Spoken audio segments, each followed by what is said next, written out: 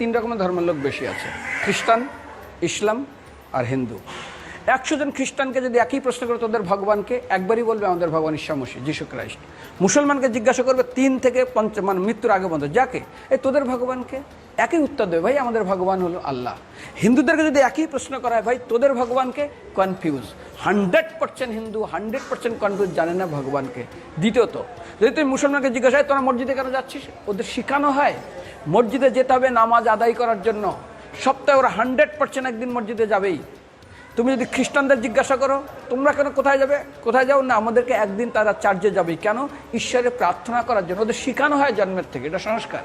আর হিন্দুদের যদি জিজ্ঞাসা করে তোমরা মন্দিরে কেন যাচ্ছ, হ্যাঁ আমার ছেলের বিয়ে হচ্ছে না, আমার মেয়ের বাচ্চা হচ্ছে না, আমার বাবা হসপিটালে আছে, কালকের আমার মামলার ডেট আছে, আমার ব্যবসা খুব খারাপ, আমার শরীর খুব খারাপ।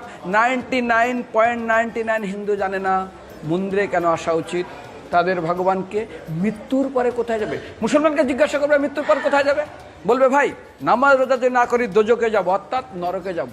যদি হিন্দুদেরকে জিজ্ঞাসা, ওদেরকে বলবে আর যদি করো নামাজ রোজা করি তাহলে বেহেশতে স্বর্গে যাব।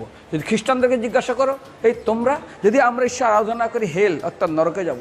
যদি বলা হয় যদি করো ঈশ্বর আরাধনা তাহলে তোমরা হেভেন স্বর্গে যাব। আর হিন্দুদেরকে বলে যে তোমরা মরার পরেই 99% হিন্দু এটাই বলে, মিথ্যাই বলে, আমার বাবার সাজ্ঞানে স্বর্গে গিয়ে বসেছে। তোর বাবা কি জমি কেনা আছে নাকি স্বর্গে?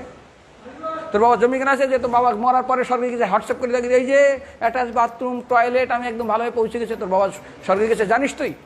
আরে মৃত্যুর আগে এত কষ্ট পায়, এত কিছু করে, মারার পরে আমার বাবা স্বর্গে গেছে।